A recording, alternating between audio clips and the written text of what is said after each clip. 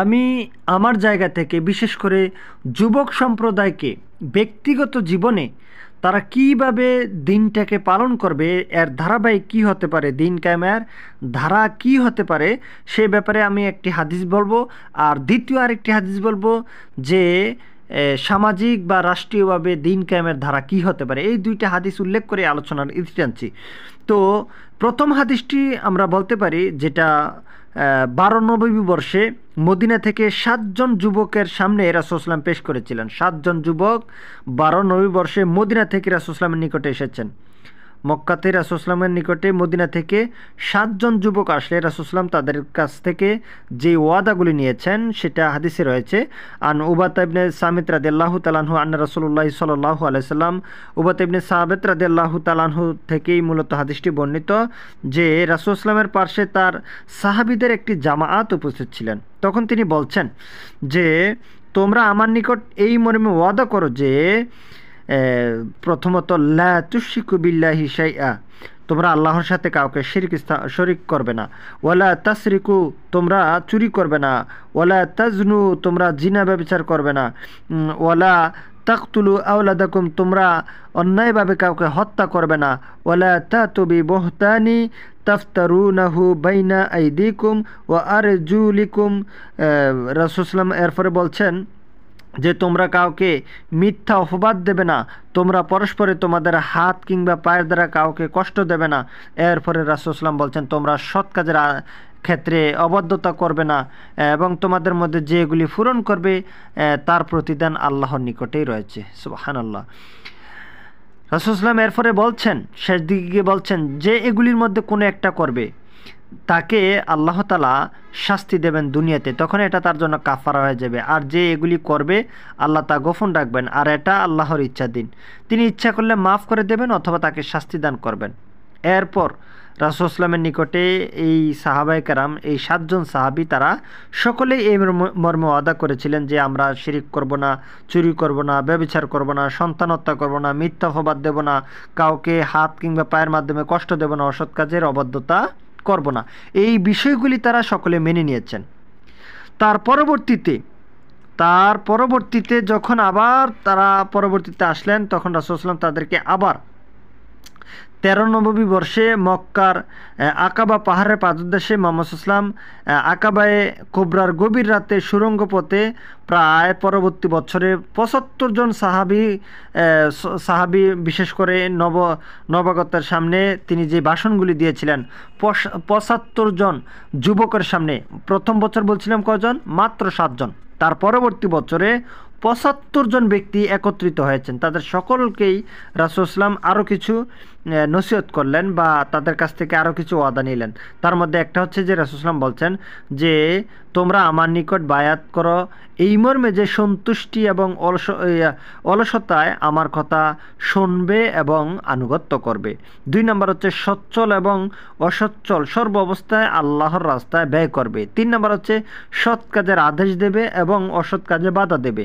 4 নম্বর হচ্ছে আল্লাহর পক্ষে কথা বলবে, তাতে তোমাদেরকে যেন নিন্দুকে নিন্দা পাকড়াও করতে না পারে। 5 নম্বর রাসূল সাল্লাল্লাহু আলাইহি ওয়াসাল্লাম বলছেন আমি যখন ইয়াসবির অর্থাৎ মদিনায় আগমন করব তখন তোমরা আমাকে সাহায্য করবে। অতঃপর তোমরা আমাকে অনুরূপ নিরাপত্তা দেবে যেমন নিরাপত্তা দাও তোমাদেরকে, তোমাদের স্ত্রীদেরকে এবং তোমাদের সন্তানদেরকে, তাহলে তোমাদের জন্য রয়েছে পুরস্কার। এই হাদিসটি সহিহ মুসলিমে রয়েছে, সহিহ ইবনে হিব্বানে রয়েছে এই হাদিসটি বিশেষ করে। আর তার পরবর্তীতে আরেকটি হাদিস রয়েছে সহিহ মুসলিমে, যেটা রাসূল সাল্লাল্লাহু আলাইহি ওয়াসাল্লাম বলছেন যে তারা এই মর্মে ওয়াদা করেছিলেন যে অসচ্ছল এবং সচ্ছল অবস্থায় সন্তুষ্টিতে অসন্তুষ্টিতে আপনার কথা শুনব এবং মেনে চলব। আমাদের উপরে কাউকে প্রাধান্য দিলেও আমরা নেতৃত্ব নিয়ে ঝগড়া করব না এবং আমরা যেখানেই থাকি হক কথা বলবো, আল্লাহর জন্য নিন্দুকের নিন্দাকে পারোয়া করব না। সহিহ মুসলিমের 4874, মিশকাতে 3666 নম্বর হাদিস। এতটুকু বলার পর চিন্তা করুন, প্রথম রাসূল সাল্লাল্লাহু প্রথম হাদিসে কয়টা?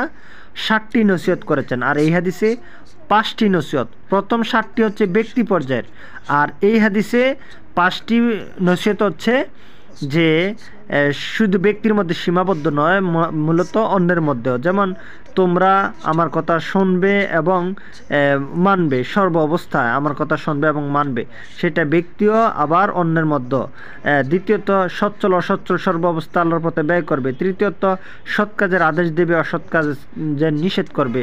এগুলি একটাও শুধু ব্যক্তি না, সবগুলোই হচ্ছে একাধিকের ক্ষেত্রেই প্রযোজ্য। এরপরে আল্লাহর পক্ষে কথা বলবে, তাতে তোমাদেরকে যেন নিন্দুকে নিন্দা পাকড়াও করতে না পারে। তারপরে আমি যখন ইয়াসবির অর্থাৎ মদিনায় আগমন করব, তখন তোমরা আমাকে সাহায্য করবে। এই 5টি আর আগের যে 7টি, এই 2 হাদিস দ্বারা এই 7টি নসিহতের পর রাসূল সাল্লাম যখন এই 7টি কথা বলছেন, তিনি এই শর্তগুলি পেশ করলে তাদের কনিষ্ঠ একজন সাথী ছিলেন, যার নাম হচ্ছে আসআদ বিন জুরারা। এই আসআদ বিন জুরারা রাদিয়াল্লাহু তাআলা আনহু রাসূল সাল্লাল্লাহু আলাইহি সাল্লামকে বলছেন, কি বলছেন শুনুন, লক্ষ্য করুন। রাসূল সাল্লামকে আসআদ বিন জুরারা তিনি বলছেন যে ফামা লানা বিযালিকা ইয়া রাসূলুল্লাহ ইন্নাহনু ওয়াফাইনা বিযালিক। হে আল্লাহর নবী, আমরা যদি আপনার দেওয়া এই 12টি, অর্থাৎ আমাদেরকে যে প্রথম বছরে 5টি নসিহত করলেন, 7টি, আর এই বছরে 5টি নসিহত করলেন, তাহলে ফামা লানা বিযালিক ইয়া রাসূলুল্লাহ, আমরা যদি এই 12টি নসিহত যদি আমরা মেনে নেই, আমাদের এই ওয়াদাগুলিকে যদি আমরা রক্ষা করি, ইন্নাহনু ওয়াফাইনা বিযালিক, আল্লাহ নবী এর বিনিময়ে আমরা কি পাব? রাসূল সাল্লাল্লাহু আলাইহি সাল্লাম সেই দিন একটি শব্দে উল্লেখ করেছেন যে আল জান্নাহ।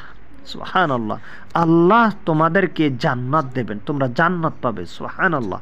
তারা সাথে সাথে তখন বলছেন উবসুত ইয়াদাকা, হে মুহাম্মদ সাল্লাল্লাহু আলাইহি ওয়াসাল্লাম, ফাওয়াল্লাহি লা নাযারু হাযিহিল বাইআতা ওয়ালা নাস্তাকিলুহা। হে আল্লাহর নবী, হে মুহাম্মদ সাল্লাল্লাহু আলাইহি সাল্লাম, আপনি আপনার হাত প্রসারিত করুন। আল্লাহর কসম করে বলছি, ওয়াল্লাহি, আল্লাহর কসম করে বলছি, আমরা এই বায়াত কখনো ভঙ্গ করব না এবং ভঙ্গ করার আবেদনও আমরা কখনো করব না।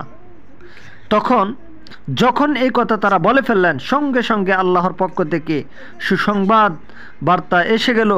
আল্লাহর পক্ষ থেকে সুসংবাদের বার্তা ঘোষিত হয়েছিল। আল্লাহ তাআলা কোরআনুল কারীমের সূরা তওবার 111 নম্বর আয়াত আল্লাহ তাআলা অবতীর্ণ করলেন যে ইন্নাল্লাহা আশতারা মিনাল মুমিনিনা আনফুসাহুম ওয়া আমওয়ালাহুম বিআন্না লাহুমুল জান্নাহ। নিশ্চয়ই আমি আমার মুমিনের জান মাল খরিদ করে নিয়েছি এবং বিনিময়ে তাদেরকে আমি জান্নাত দান করেছি। মুমিনের মাল এবং জানকে আমি খরিদ করে নিয়েছি, ক্রয় করে নিয়েছি, বিনিময়ে তাদেরকে আমি কি দিয়েছি? জান্নাত দান করেছি। সূরা তওবার 111 নম্বর আয়াত আল্লাহ সুবহানাহু ওয়া তাআলা অবতীর্ণ করে দিলেন। এই ধারাবাহিকতায় আল্লাহ তাআলা সাহাবীদেরকে বিজয় দান করেছিলেন। আল্লাহ সুবহানাহু ওয়া তাআলা কিয়ামত পর্যন্ত কেউ যদি এগুলিকে, এই আদেশগুলিকে, এই নসিহতগুলিকে মূল্যায়ন করে, আল্লাহ সুবহানাহু ওয়া তাআলা তাদেরকে অবশ্যই বিজয় দান করবেন। আল্লাহ তাআলা আমাদের জন্য সহজ করুন, আমিন।